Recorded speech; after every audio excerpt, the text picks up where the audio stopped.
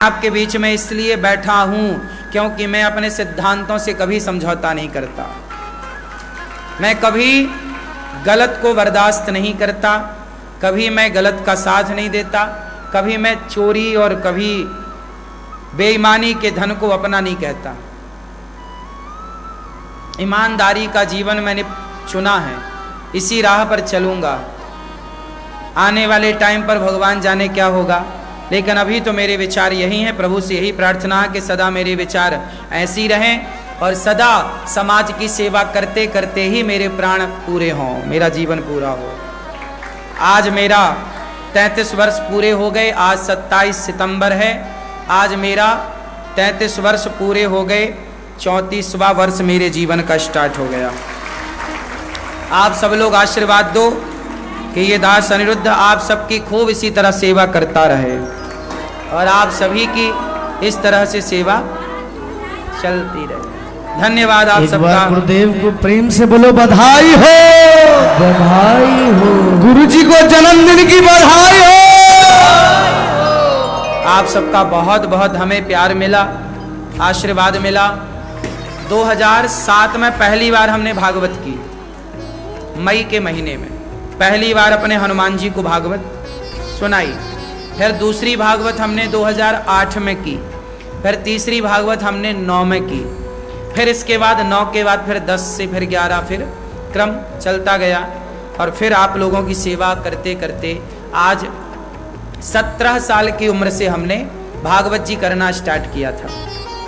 जब हमने पहली बार भागवत की हमारी आयु थी 17 वर्ष, और आज आपके आशीर्वाद से आपकी सेवा करते करते 33 वर्ष परिपूर्ण हो गए। तो ये जीवन की एक छोटी सी यात्रा है। आज आपके बीच में बैठने का और कुछ कहने का अवसर मिला है। जन्म हमारा हुआ इसी कारण हुआ कि शायद भगवान ने हमें आप सबकी सेवा के लिए, इस कार्य के लिए चुना। आज गौरी गोपाल आश्रम में आप सबके आशीर्वाद से 285 से अधिक माताएं, वो माएँ जिनके अपनों ने छोड़ दिया, घर से निकाल दिया, ऐसी 285 वृद्ध माताएं गौरी गोपाल आश्रम में रहती हैं। 150 विद्यार्थी पढ़ते हैं, निःशुल्क उनका रहना खाना पढ़ना। 30,000 लोग पर डे प्रसाद पाते हैं गौरी गोपाल में। आप सभी भक्त लोगों की सेवा होती है। 400 के लगभग गौ माता हैं गौरी गोपाल गौशाला में। ये सारी सेवाएं बचपन से मेरा मन, जैसे लोगों का मन होता ना, मोबाइल, आजकल के बच्चे मोबाइल चलाना, मोबाइल खरीदने का मन है, गाड़ी खरीदने का मन। मेरा बचपन से गाड़ी वाड़ी खरीदने का मन नहीं होता था। मेरा मन था सेवा करने का, और सेवा करते करते करते करते आज आपके बीच में आया। मेरी कोई उपलब्धि नहीं है, जो इन हाथों से सेवा हुई वो सेवा को सारा समाज सारा संसार जान रहा है। मेरी अपनी कोई पहचान नहीं है, मेरा अपना कोई नाम नहीं है, मेरा अपना कोई कुछ नहीं है। जो कुछ है वो सेवा का है। इसलिए कहते हैं ना, करोगे सेवा तो मिलेगी मेवा। सेवा करना चाहिए जीवन में। मैंने कुछ चीज़ें, जब मैं वृंदावन पढ़ने आया तो मैं पढ़ता था, हमें पढ़ने दूर दूर जाना पड़ता था, साइकिल नहीं थी। तब हमारे एक दोस्त थे, हम दोनों ने मिलकर 250 रुपए की एक साइकिल खरीदी थी और पढ़ाई की। हमारे उम्र के जितने बच्चे थे वो कभी क्रिकेट खेलने जाया करते थे, खेल कूद में जाते थे। हम लोग खेल में नहीं जाते थे, पढ़ाई करते थे। खेलते तो खेलते ही रह जाते, पढ़ाई की है तो वो आज आपके बीच में काम आ रही है। तो जीवन में कुछ करने के लिए उस जमाने का त्याग चाहिए था, तो वो त्याग हमने जितना हो सका किया। और विद्या देखो हमारे गुरुदेव भगवान की कृपा से मिली। आप कितना भी पढ़ लो, आप विद्वान नहीं हो सकते जब तक विद्या आपको गुरु कृपा से प्राप्त ना हो। विद्या विवादाय धनम मदाय, विद्या विवाद का कारण बन जाती है, धन अभिमान का कारण बन जाता है। पर जब गुरु कृपा हो, भगवान की कृपा हो, तो थोड़ी सी विद्या बहुत बड़ी हो जाती है, और थोड़ा सा धन समाज की सेवा में लग जाए तो वो कई गुना बढ़ जाता है। एक चीज मैं आपको बताऊं, आप भी एक सिद्धांत बनाओ, खाने के पहले किसी को खिलाओ। यदि आपने इतना सीख लिया ना तो कभी दुखी ना रहोगे। सिंपल है। जो दूसरों का दुख दूर करता है उसका दुख उसका दुख हो ही नहीं सकता, उसके जीवन में दुख आ ही नहीं सकता। बस ये सिद्धांत बनाओ कि हमें सबको खिलाकर खाना है। इसलिए अनिरुद्धाचार्य ने सिद्धांत बनाया, मैं जब तक हजारों संतों को रोज भोजन प्रसादी नहीं बांट देता, संतों की सेवा नहीं कर देता, तब तक मैं प्रसाद नहीं पाता। गौरी गोपाल आश्रम में सवेरे 8 बजते ही हजारों संत आ जाते हैं, सबको भोजन चालू हो जाता है। हाँ या ना? कौन से संत? फुटपाथ पर सोने वाले संत, दीन दुखी संत, जो भगवान के आश्रित हैं, जिनका कोई रोटी देता तो कितने दिन देता, लेकिन आप सबके सहयोग से इन संतों को अखंड गौरी गोपाल आश्रम में रसोई भरपेट मिलती है। आप लोगों से बस मेरी इतनी प्रार्थना है कि आपके दिए दान से संत यदि भोजन करते हैं तो आप लोग अपना दान संतों की सेवा के लिए बढ़ाए रखना। जब आप सेवा से जुड़ते हैं तो आपका यश बढ़ता है, आपकी कीर्ति बढ़ती है और धन कई गुना बढ़ता है। अच्छा ये बताओ, नदी सबको पानी पिलाती है तो सबको पानी पिला के नदी का पानी कम हो जाता है क्या? वृक्ष सबको फल खिलाते हैं तो क्या फल खिला के क्या वृक्षों में फल आने बंद हो जाते हैं क्या? उत्तर दो, नहीं। वृक्षों में फल आने बंद नहीं होते, बल्कि हर वर्ष और अधिक मात्रा में आते हैं। सभी नदियां हमें बार बार फल देती हैं, जल देती हैं, और वृक्ष हमें बार बार फल देते हैं। ना नदियों का पानी कम होता है, ना वृक्षों के फल कम होते हैं। क्यों? क्योंकि जो दूसरों के लिए बहते हैं, जो दूसरों के लिए जीते हैं, भगवान उन्हें भरते रहते हैं नए नए फलों से, नई नई ऊर्जा से, और जो किसी को नहीं देते।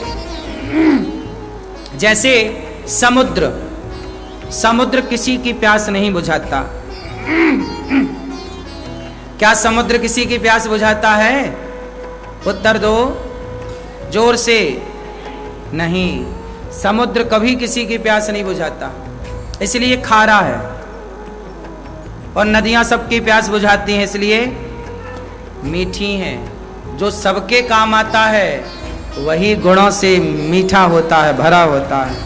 कबीरदास जी एक दोहा लिखते हैं, बड़ा हुआ सो क्या हुआ, जैसे पक्षी को फल लागे अति दूर।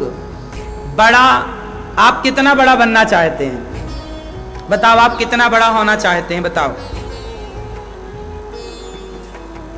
मैया, कितना बड़ा होना चाहते हैं? इतने बड़े ना बन जाइए कि आप किसी के काम ना आए।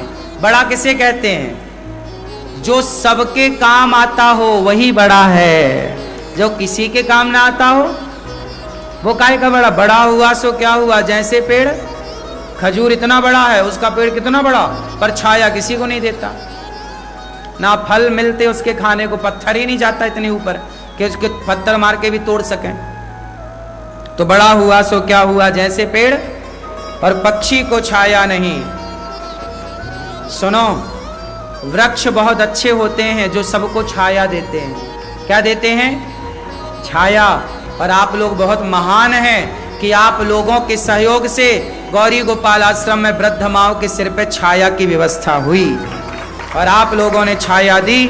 जैसे वृक्ष परोपकारी हैं, ऐसे आप परोपकारी हैं, और जो दूसरों को छाया देते हैं, भगवान सदा उन्हें अपनी छत्र छाया में रखते हैं, कृपा की छत्र छाया में। इसलिए परोपकार की भावना सदा रखिएगा, परहित की भावना, खुद भूखे रहिएगा पर औरों को खिलाने का प्रयास कीजिएगा, खुद प्यासे रहिएगा पर औरों को पानी देने की कोशिश कीजिएगा।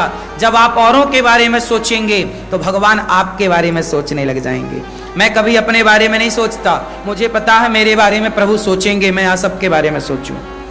मैं अपने बारे में सोचूंगा तो भगवान बोले सोच ले, तू ही सोच ले फिर। अच्छा ये बताओ, छोटा बच्चा होता है, उसके बारे में वो खुद सोचता है कि माँ सोचती है, पिता सोचता है? जब हम पहली बार स्कूल गए तो हम ये सोच के नहीं गए कि ये स्कूल अच्छा है कि बुरा है। माँ बाप ने चयन किया कि ये मेरे बेटे के लिए सही है कि गलत है। तो किसने सोचा? जब आप सोचते हैं तो फिर माँ बाप नहीं सोचते। अब आप बड़े हो गए, माँ बाप को लगता है आप सोच लेंगे, लेकिन जब तक आप नहीं सोचते तो कौन सोचता है?